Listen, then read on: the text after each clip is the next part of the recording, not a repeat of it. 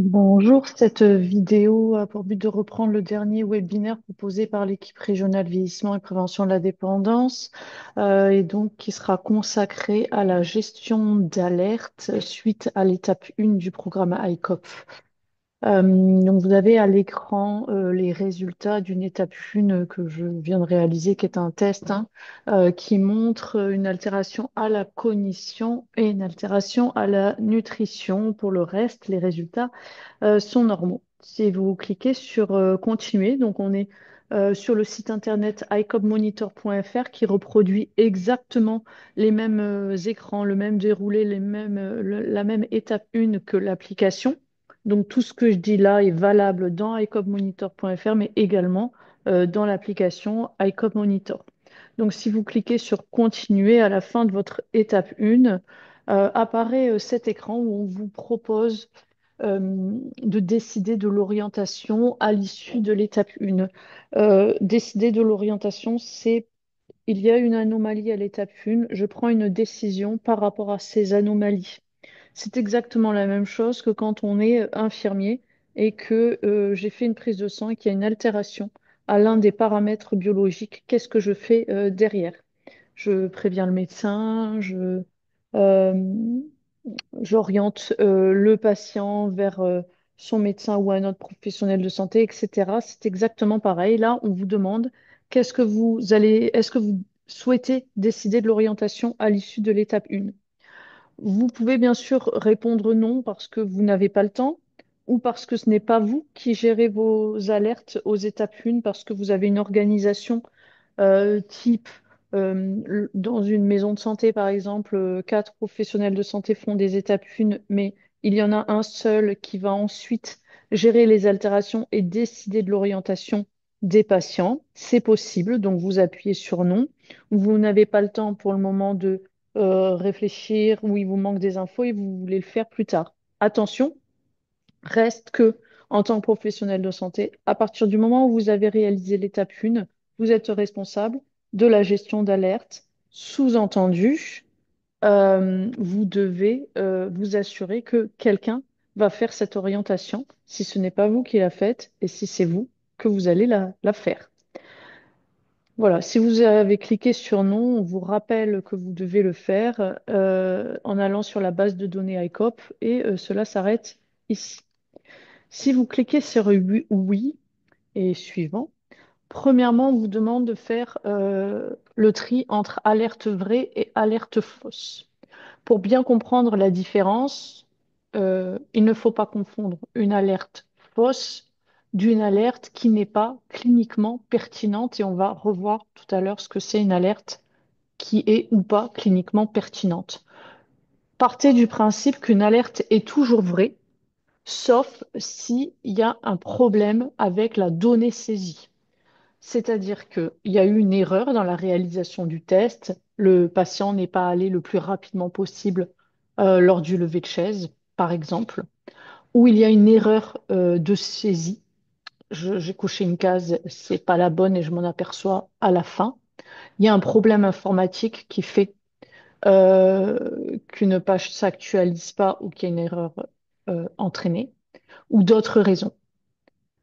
Mais comprenez bien qu'une alerte fausse, c'est une alerte euh, pour laquelle la donnée est en erreur, en fait, globalement, dans l'étape 1. Tout le reste est une alerte vraie.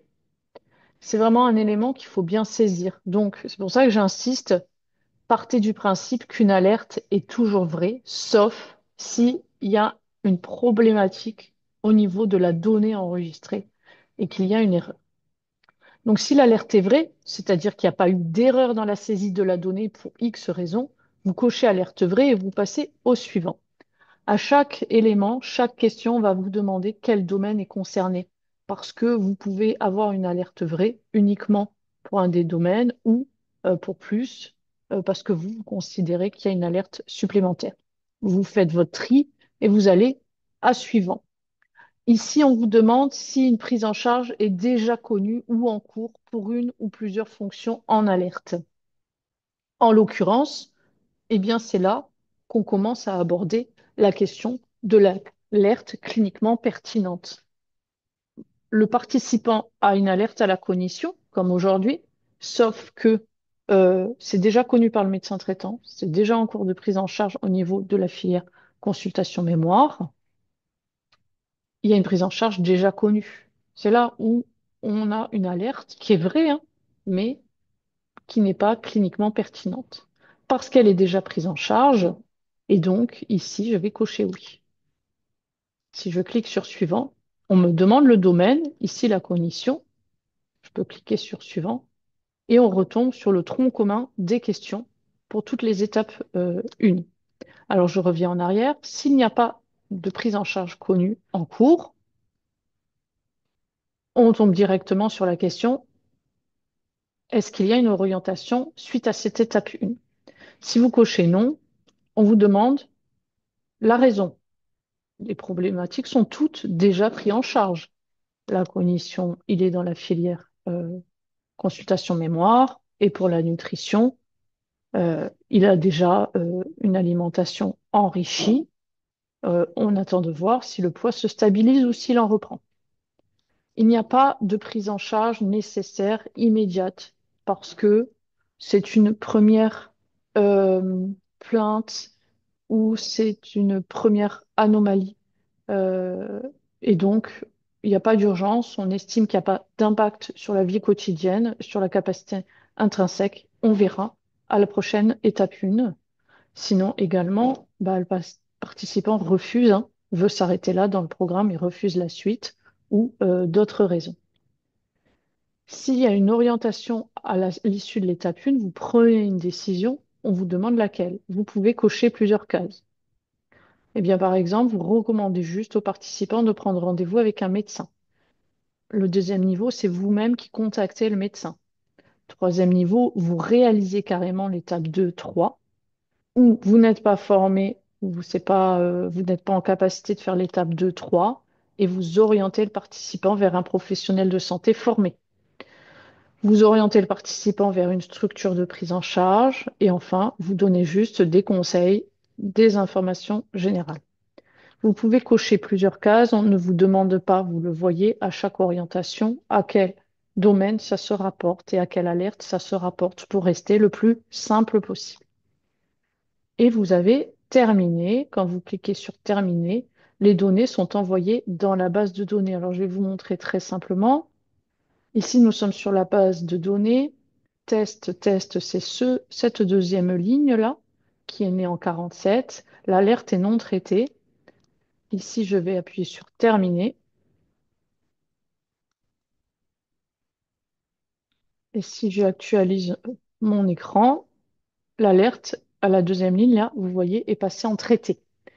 Donc, en tant que professionnel de santé, je ne peux que vous conseiller à gérer les alertes directement à l'issue de l'étape 1 si votre organisation de parcours est prévue ainsi, c'est-à-dire que c'est vous, et c'est le cas le plus général, qui gérez vos propres alertes. Je ne peux que vous encourager à le faire à l'issue de l'étape 1 directement, soit dans l'application, soit dans icomonitor.fr, puisque vous le voyez, c'est un temps euh, gagné raisonnable pour éviter d'avoir à revenir ensuite dans la base de données ICOP.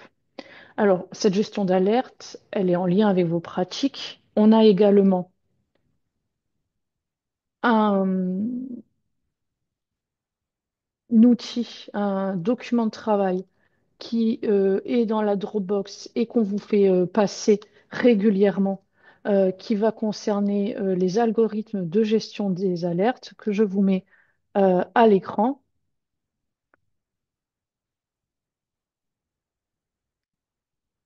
Il va apparaître. Alors, cet outil, c'est vraiment un document de travail. C'est-à-dire que,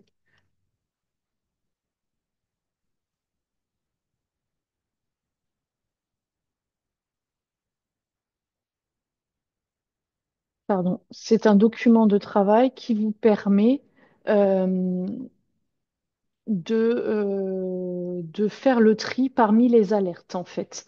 Donc, vous voyez, on a fait le document par domaine. Donc, ici, l'humeur, par exemple, mais vous avez l'ensemble des domaines.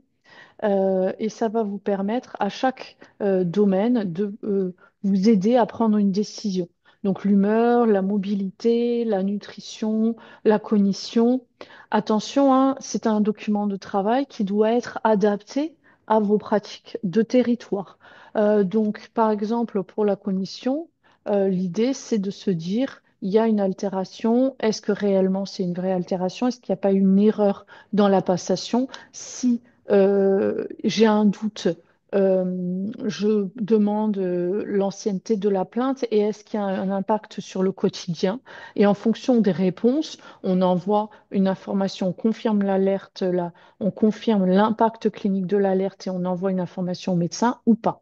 Ceci, on l'a fait pour tous les domaines. Je voudrais vous montrer l'exemple de l'humeur qui est quand même voilà, assez marquant, puisqu'en fonction des réponses, on va confirmer l'existence ou non d'une vraie problématique de dépression, derrière la potentialité d'un risque suicidaire, avec des exemples de questions à poser, et enfin l'évaluation du risque suicidaire en termes d'urgence, et que vous voyez par niveau d'urgence, la conduite n'est pas la même.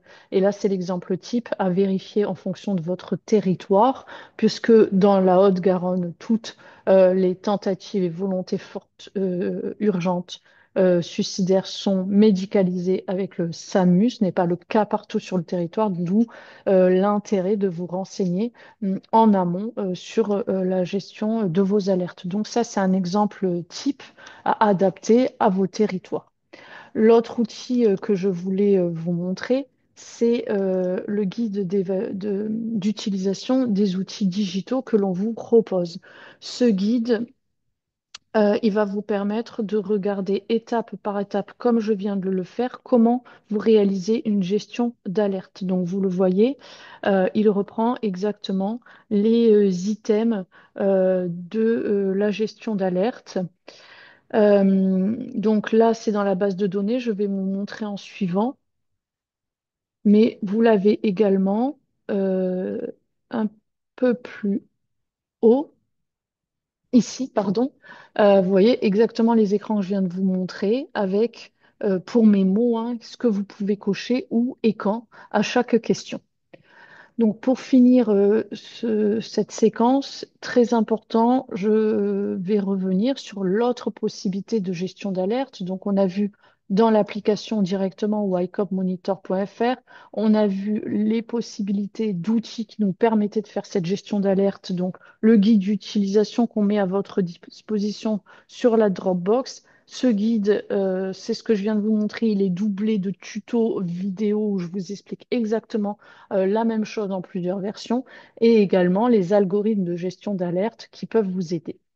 Je suis un professionnel de santé, j'ai réalisé une étape 1 d'ICOP, j'ai pas eu le temps de traiter l'alerte. Ou je suis un professionnel de santé qui gère les alertes pour d'autres personnes, un autre professionnel de santé ou un professionnel formé non de santé, agent du CCAS, facteur ou autre. J'ai un arrangement, une convention. Je sais que sur mon territoire, il y a un CCAS qui fait des étapes 1. Il faut quelqu'un pour gérer les alertes. C'est moi qui ai été fléché pour ça.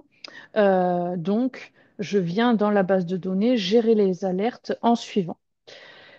Euh, donc ici, à chaque fois, vous verrez les alertes se présenter. L'autre cas également qui peut se présenter, c'est vous avez des participants qui s'auto-évaluent, soit parce que sur votre territoire, votre CPTS ou votre porteur de projet, par exemple, gère la gestion des alertes en auto-évaluation, soit, et il faut avoir une vigilance particulière sur ce niveau-là, vous avez inclus dans le programme, il y a plus de 6 mois, un participant dans ICOP. Et comme il est autonome pour s'évaluer, 6 mois plus tard, il s'auto-évalue, il y a une alerte, le résultat va apparaître sur cet écran et c'est très important. C'est à vous de gérer l'alerte, hein. Il faut bien en avoir conscience, hein, que si c'est un participant qui fait partie de vos participants, de vos centres habituels, hein, c'est très important de rappeler ces gens et de gérer leur alerte, hein, puisque il n'y a aucun moyen que ça soit fait automatiquement, puisque ce participant fait partie des vôtres. Donc, Pour ça, vous le voyez arriver en rouge. Si il est traité, il est en vert. Soit vous l'avez déjà fait par l'appli, soit c'est vous qui êtes venu le traiter. Vous pouvez aller sur le bouton Alerte ici, ajouter en bas, ici à droite, et va s'ouvrir le formulaire de gestion d'alerte qui est le même que l'on vient de voir dans l'application et dans icobmonitor.fr. Juste la présentation change un petit peu. Donc, vous allez cocher sur traité. Vous pouvez cocher sur en cours, mais c'est très exceptionnel de l'utiliser. C'est certaines organisations. Par exemple, vous êtes plusieurs soignants à traiter les alertes d'un groupe.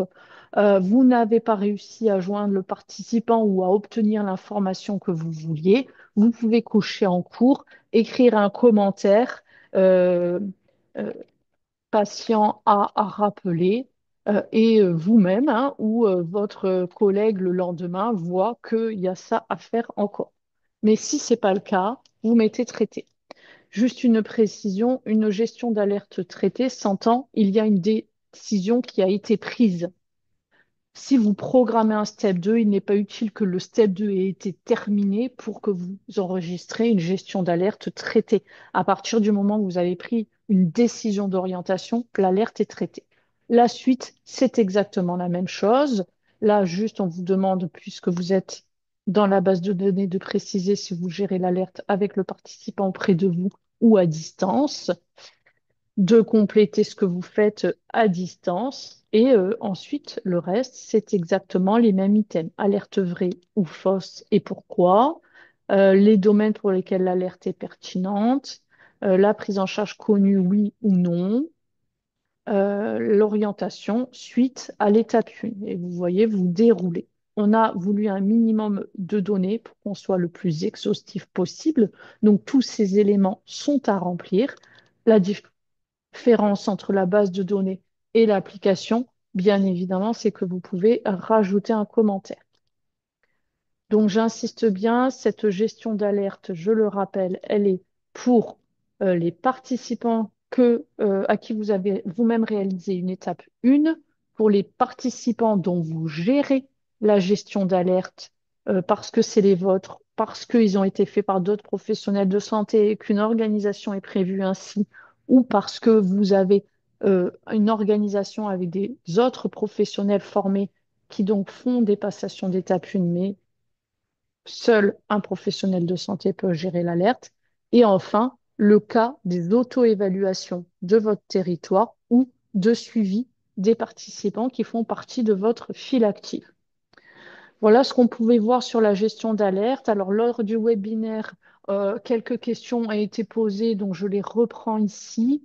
Pour rappel, dans le tableau de gestion d'alerte, le premier tableau que je vous ai montré, n'apparaissent que les étapes 1 altérées. Les étapes normales n'apparaissent pas. Vous pouvez faire un tri en fonction, si vous en avez beaucoup, pour voir que les non traités ou que les traités. Donc, je rappelle non traités en rouge, traités en vert. Vous pouvez également voir ensuite l'ensemble de vos étapes 1, notamment celles qui ne sont pas en alerte, en mettant à gauche la liste des étapes 1 et en poussant le bouton en alerte sur la gauche.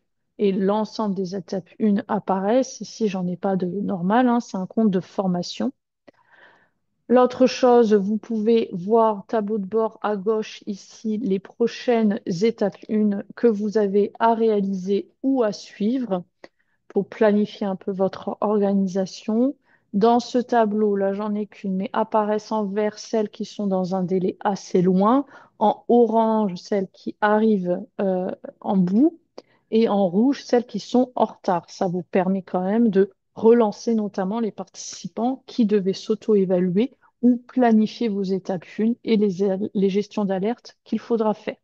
Cette date, vous pouvez la modifier en allant sur la dernière fiche d'étape 1 du participant. Je vais vous montrer donc ce bouton participant que vous avez à peu près dans tous les écrans de la base de données est très pratique puisqu'il vous permet d'arriver au dossier complet.